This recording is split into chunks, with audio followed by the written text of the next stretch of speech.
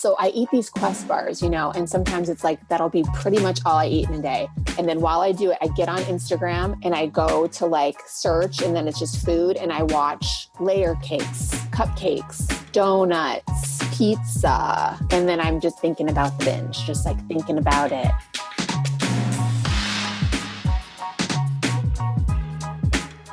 So, how does it feel when you play Roll Up to Win with Tim Hortons? Buy a hot or cold beverage using the Tim's app and find out. Roll in the app for a chance to win prizes ranging from free coffee and donuts to a Universal Orlando resort vacation or a sweet car.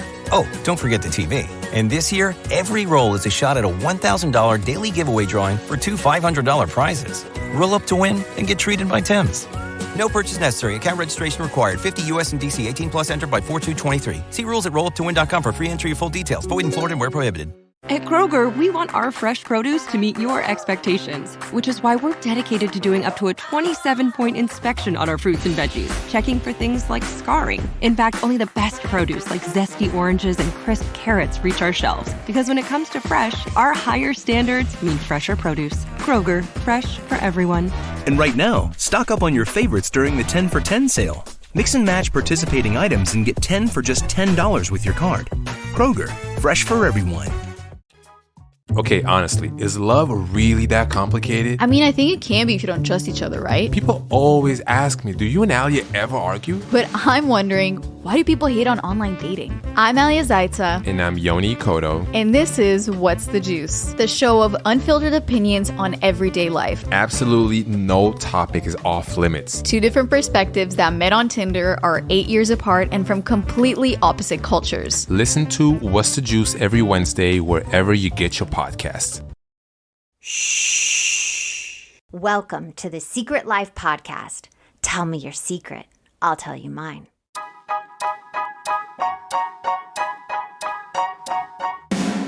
Sometimes you have to go through the darkness to reach the light. That's what I did. After 12 years of recovery in sex and love addiction, I finally found my soulmate, myself. Please join me in my novel, Secret Life of a Hollywood Sex and Love Addict, a 4-time bestseller on Amazon.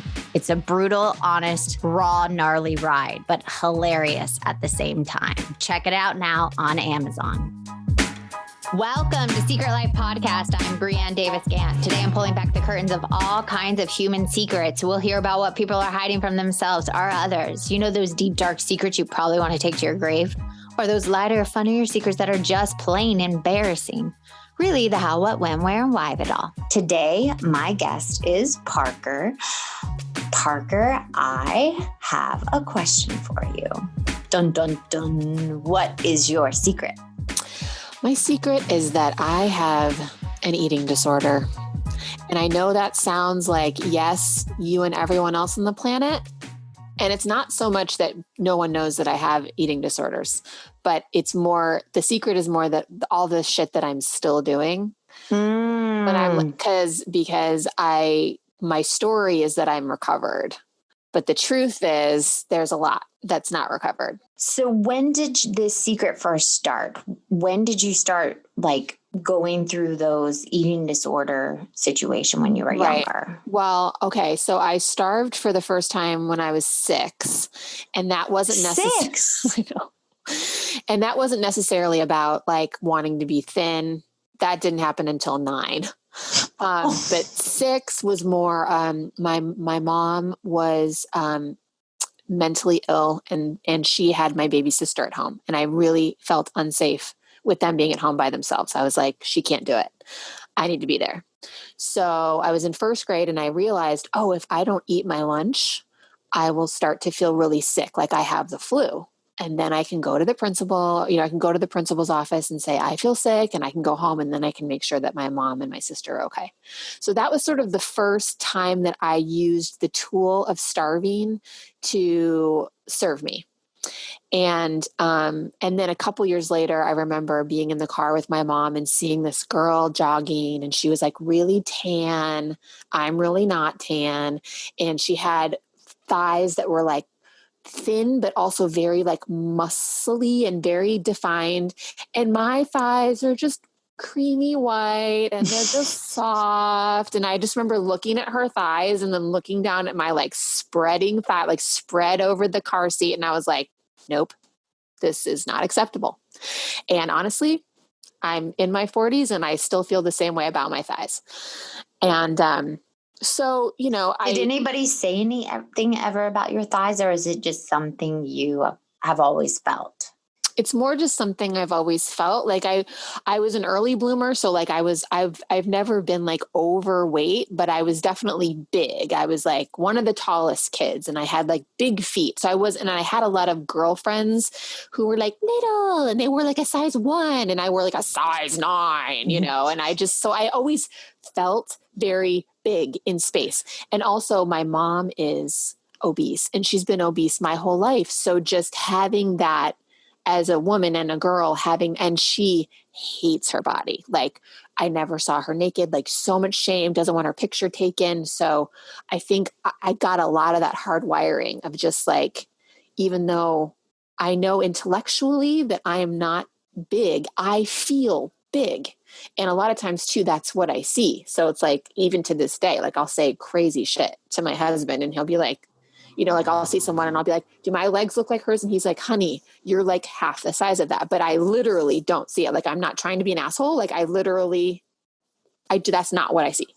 No, I have had an eating disorder too. So I in high school. So I remember until I got so thin and everybody used to tell me how great I looked. And so then I got a little thinner and then it wasn't so good looking anymore. And people started telling me that. And I would just think they were jealous or something. But I remember specifically someone took a picture of me and I saw the picture and I saw what they saw. Yeah. And my eyes didn't see the same thing. No. It's like this distortion or something. Yeah. Yeah. And honestly, that's part of my disorder too. And that's something that's like still a thing because it's like, I'll look and I have this weird thing, like if it's a new mirror, somehow magically, it's like a thin mirror. So like, I'll go to like Cheesecake Factory and I'll be like, damn bitch. All right, we're getting cake, you know? But then if I'm home and it's my regular old mirror, I'm like, nope. Oh boy. Now what are we going to do? Get out the sweats, you know, cover it up. And, I forget where I was going with that. But it's okay because I have a question. So you withheld food from yourself instead of like binging. Oh no, I do that too. But so it was a combination of both. Yeah, it's just it's a lot of control and over exercising. Like I never actually threw up, but like I think one of the tricky things and how I can still carry it today is I'm very good at looking like I have my shit together. I was never 80 pounds. I was never 800 pounds. You know, I would go to 12-step meetings that are about, you know, I've gone to food programs for years and I did all the stuff and I read all the books and I had a sponsor and I sponsored. And the entire time I was lying, like not all the time, not about everything. Like what? Give me some examples. Like, okay. So in these programs, they talk about being abstinent and sometimes, and that just means like, it's individual. It's whatever that thing is for you. For some people, it's no sugar. For some people, it's no binging. For some people, it's 3 meals a day with nothing in between. And I mean, it's been so long, I can't even tell you what my abstinence was, but it's like I would have it and then I would lose it and like I wouldn't say anything. And part of it was like because I was getting away with it and I would go to these meetings and people would say things to me like, what are you doing? Because I looked normal, you know, I was like a size, you know, I wasn't big, I wasn't small, you know, and so to them, they would look to me like I had the answer. And the whole time I'm thinking like, this is a lie. And that's tied into the anorexia too, right? Because it's like, even when you are teeny tiny and even in that microsecond that you might actually be feeling it too, your head's going, you're a fucking liar. This is a fucking sham. Do you know how fucking hungry I am right now? And I'm doing all this so I can look like this for you. And I can't even own it because it's not even real. Because I know the moment I eat a pizza or eat a sandwich, it's all done anyways, you know? So it's just a giant illusion. Yeah. And for me, it was all just about the one thing I can control. Like I can control my body. Right. No one can like stop me from controlling it. And I remember my parents one time wanting me to drink a milkshake. And I was like, I am not drinking a milkshake. Like, that's disgusting, which today I'll drink a milkshake. I love a good milkshake. Right. Anyways, but yeah. And then if I drank the milkshake, I would then beat myself up about it in my head. Right. Or be so afraid, and for me, I think part of why I still do what I do, and I want to get into what I do today because it's gnarly. But a part of it is the disorders are so wrapped up into my identity that I'm literally like, I don't know who I would be without this. Like every once in a while, I will dare myself to just dream about, what if I had freedom from food obsession? What if I didn't spend, and these are the days that I'm not worrying about, a job or my kid or my husband or somebody being sick or, like the bigger stuff. If I don't have that stuff to obsess about, then this is where I go. The default is food. What did you eat? What didn't you eat? When can you eat again? Did you eat too much? I still track calories like a fucking weirdo on my calculator app, and it's like, and I'll go into like the next day. So it's like, you're 600 negative for like Tuesday and it's Sunday. It's like, but I'll keep track of it because somehow in my head, I'm like, I'm going to catch up. So is that some of the stuff you're still doing today? Yeah. That's the secret you're holding. Yeah. Yeah. Well, I just want to backtrack really fast. Yeah. So, so I did all the lying within the program. And I think part of, a lot of times, because I do believe eating disorders are an addiction. That's just me. That's what I believe. And that's why I fully qualify as an addict, is I never really hit a bottom. And so I actually ended up leaving my whole life and went back to my parents' house. And coincidentally, my sister was living in my parents' basement, and she is a drug addict. And so she had just gotten back from rehab. She had no job. She had no car, nothing. So she's hit her bottom, she's in the basement, doing her thing. And she was counting days. And so I would drive her to her AA meetings, but then subsequently I'm one level above in the living room. And something about the move, because this wasn't a conscious decision on my point, on my part, I'm going to leave my life and kind of put myself in rehab, but that's kind of what happened. So I'm at my parents' house. I have no job. I have no health insurance. I have no money. And I remember for 6 weeks, I sat on my parents' couch and I just ate, which I'd never let myself do before. It was I'm going to binge, but then I'm going to starve, and then I'm going to go to the gym. And it was this and all these meds too, the antidepressants that would make me speedy, and they would make me be able to eat even more because it would raise up my metabolism. So then I'm taking the downers so I can go to sleep, but those aren't working. So then I'm driving to 7-Eleven at 3 a.m. It was so crazy. Spring cleaning and organizing your space isn't the only way to get a fresh start this season. This spring, take care of your mental health at forhers.com. At forhers.com, you can get access to real medical providers who can prescribe trusted anxiety and depression medicine if it's right for you. The process is 100% online, including unlimited check-ins, provider messaging, and support along the way. Plus, to make things even simpler, you can get your first month of treatment for just $25 if prescribed. To get started, go to forhers.com/spring. That's forhers.com/SPRING. Look, I know that for some people, getting access to the proper medical health care can be a source of stress in and of itself. That's why Hers makes it simple. Get started today at forhers.com/spring. That's forhers.com/SPRING. Offer only applies if prescribed. Prescription products require an online consultation with a healthcare provider who will determine if a prescription is appropriate. Subscription required. Additional restrictions apply. See website for full details and important safety information. So, how does it feel when you play Roll Up to Win with Tim Hortons? Buy a hot or cold beverage using the Tim's app and find out. Roll in the app for a chance to win prizes ranging from free coffee and donuts to a Universal Orlando resort vacation or a sweet car. Oh, don't forget the TV. And this year, every roll is a shot at a $1,000 daily giveaway drawing for two $500 prizes. Roll up to win and get treated by Tim's. No purchase necessary. Account registration required. 50 U.S. and D.C. 18 plus entered by 4223. See rules at rolluptowin.com for free entry and full details. Void in Florida and where prohibited. Welcome to BreezeLine, where you'll say, ta-ta T-Mobile, because we've got more reliable home internet that's a whole lot faster. In fact, 10 times faster. No, seriously, because we have real internet backed by our fiber-powered network. And T-Mobile, well, they just have a 5G cellular network. So act now to get superior home internet. Find your perfect speed with prices starting at just $19.99 a month for 24 months. Terms and conditions apply. Go to breezeline.com to learn more. Yeah, that's everything you just said. A heroin addict could say, and it would like be the same exact description. Yeah. Oh, and I would be driving around like on all those downers that were supposed to make me sleep. I'm driving my car, like going like, I need to get ice cream.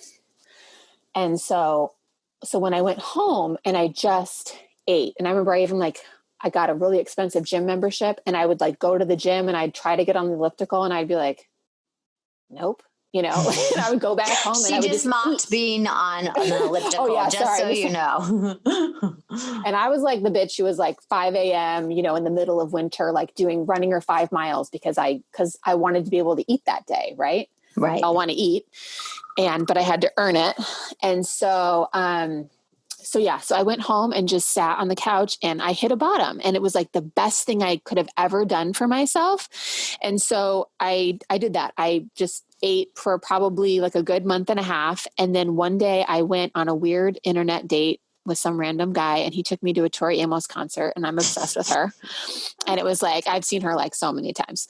And so I'm watching her, and I just had this moment, and I really believe this was like from God, like direct channel. I just looked at her performing, and this voice said to me, do you see that greatness up there? You have that too. Like you have all that in you. And aren't you so tired of hating yourself? And literally in that moment, it was a gift. And I've never gone back to that same place. And so my secret that I'm sharing with you, because that's the story I tell. And it's true that I've never gone back to that place, but really sometimes the only difference between that and now is that I don't judge myself in the same way. And I don't get scared because I, if anyone's listening that has eating disorders, first of all, I love you. Second of all, for me, I had to create a life that I wanted to show up for. So that was the other difference is me in that it was 2005. Like I didn't like my job. I didn't like my apartment. I didn't like where I was living. Like I had sort of set up a life for myself that I didn't want to show up for. So it's like, of course you're going to binge and call in sick and lie and do all the shit you were doing. And now today I have a life that I want to show up for. But I first of all, the level of fantasy. So I still binge. There's my secret. I binge, and I don't even know. It's probably once every couple months. Mm-hmm. And it's very secret, and the first crazy part is just the level of fantasy that I do. I mean, it's like when people talk about suicidal ideation, I feel like I do that with binging. Like if I'm feeling like anxious, you plan your meals, what you're going to get, you go on Yelp and you look like, ooh, I'm going to go to that place and get that. Yeah. Well, here's another thing. Oh, and this ties back. This is another disordered thing that I still do. So when I was really anorexic, I used to like eat my diet yogurt with like the 2 tablespoons of grape nuts, and I'd put a ton of salt in it because the salt would give it more flavor. And that sounds so gross. I'm sure every listener is going, what? I ate everything with salt. I used to cut pears and dip them into kosher salt, like every bite.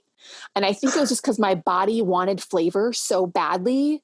And it was like, that was all that I would give to myself. So somehow that was maximizing it. So anyways, I would eat this diet yogurt, and I would look at food magazines, and I would look at like ribeyes and like baked potatoes. And I would literally pretend that that's what I was eating while I was eating the same 90 calorie, key lime pie bullshit, NutraSweet yogurt. Right.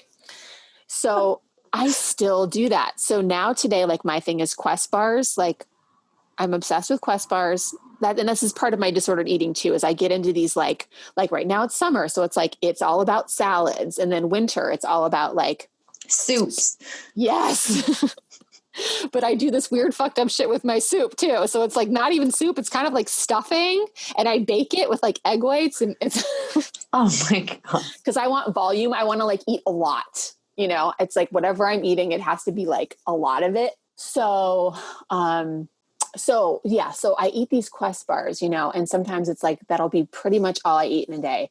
But I like have this ritual where I get the bars. It's always the same kind. It's always, I eat the one first and the second one second. And then while I do it, I get on Instagram and I go to like search, and then it's just food. And I watch, layer cakes, cupcakes, donuts, pizza. And so it's like, it's either I'm like, and then I'm just thinking about the binge, just like thinking about it and planning it. And it's very complicated because I want to do it where it's like, I don't have to work that day. I don't have to work the next day. It's like, I need like 2 days to do it properly, which is really hard when you're married and you have a kid. And, so it's like, I'm trying to like, be like, don't you guys want to go on a camping trip without me? Like, it feels like this is the one thing that like, I truly look forward to, which how sad is that?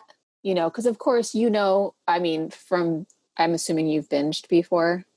Oh yeah. Yeah. Okay. So, right. So it's like the first, probably 10 minutes is like kind of amazing. And then you're like, I feel sick.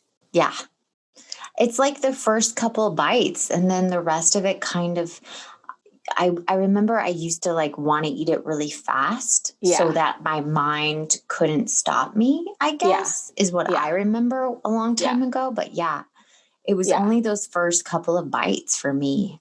And then you're like, it stops tasting good. Stops tasting good. And then like your mouth starts to hurt, and then your stomach starts to hurt. And I'll literally go to like, I feel like I'm going to throw up, and I don't throw up. It's like, I just don't want to. Throwing up's not a thing for me. So I keep it. But it's just so interesting. It's like, what is that? I definitely like when I'm like mid binge, or definitely like when I'm in the after part, when you just feel kind of comatose. One of the thoughts that always comes up for me is like, honey, you can take a break. Like there's this lead up when it's like, I've made the decision and I'm off to the races and it's happening, that it's like, in those moments, I don't see, you could have just like taken a bath. Yeah. Or just had one slice of the pizza, or two, or three, and that's enough. Right. Why do we always have to go to extreme? Or let yourself lay in bed and watch Netflix all day, because that's what I'm doing. And that's really, I don't want to say where all the pleasure comes from, but a lot of it is like, I want an excuse to lie in bed all day. But here's my other thing for you that I don't think we're hitting on. Okay. There's something inside that just doesn't allow us or people or you to just be where you are, to be present. And instead we eat, we Instagram swipe, we, compare and despair to other people to get out of ourselves. So my question for you, I'm just going to jump to, how do you move forward? Okay. And my question for you, where's the pause button before you do those things, before you put, that, whole pizza or layered cake? Mm-hmm. So where's that pause and go, why? Because for me, the moments I go, why do I want to do this so bad right now? And why am I obsessively thinking about this thing? Something else deeper is going on. Yeah. And what is that? And for me, it's usually fear. It's usually sadness. It's usually all those abandonments sometimes. Right. So for you, how do you move forward? Well, I know what works for me, and it's really simple. It's just reaching out, and I'm really lucky that I have a husband who is also a compulsive overeater. We actually met in the program, and it's really beautiful because I've seen him struggle. He's seen me struggle, and we have this really beautiful, very it's unsaid, because we both understand to our core that there's nothing that you can say to that person in that moment when they're in their disease. Totally. But I've said to him many times, like, and he'll do it to me too. Like, I'll be like, I am done. I'm done eating for the day. Or I'll say, I want to binge and this is what I want to do. And then we just talk about it. And like 9 times out of 10, that pause is enough. And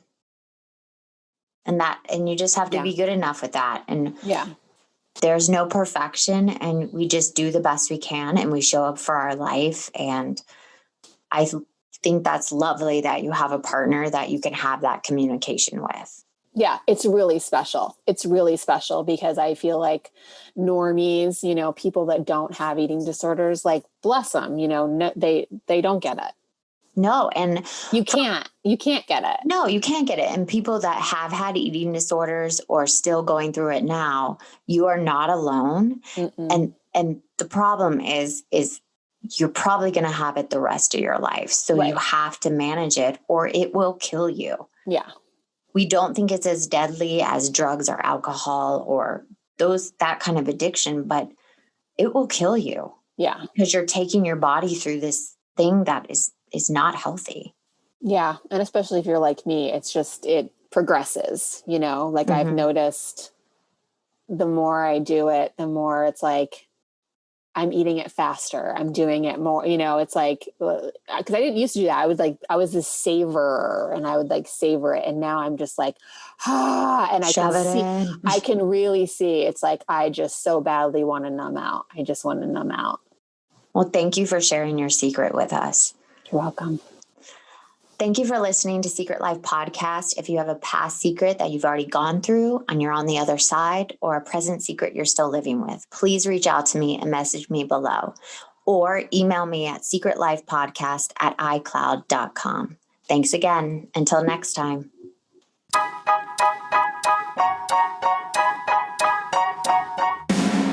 Thanks again for listening to the show.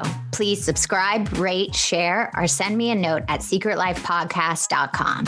And if you like to check out my book, head over to secretlifenovel.com or Amazon to pick up a copy for yourself or someone you love. Thanks again. See you soon.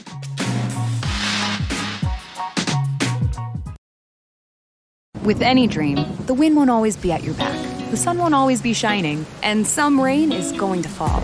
American Family Insurance is like a good, solid roof that you can trust to protect your biggest dreams. With plans that could save you up to 23% when you bundle your home and auto. Also, you can continue to dream fearlessly, no matter what comes your way. American Family Insurance. Get a quote or find an agent at amfam.com. Visit amfam.com to learn how discounts may apply to you. American Family Mutual Insurance Company SI and its operating company, 6000 American Parkway, Madison, Wisconsin. So, how does it feel when you play Roll Up to Win with Tim Hortons? Buy a hot or cold beverage using the Tim's app and find out. Roll in the app for a chance to win prizes ranging from free coffee and donuts to a Universal Orlando resort vacation or a sweet car. Oh, don't forget the TV. And this year, every roll is a shot at a $1,000 daily giveaway drawing for 2 $500 prizes. Roll up to win and get treated by Tim's.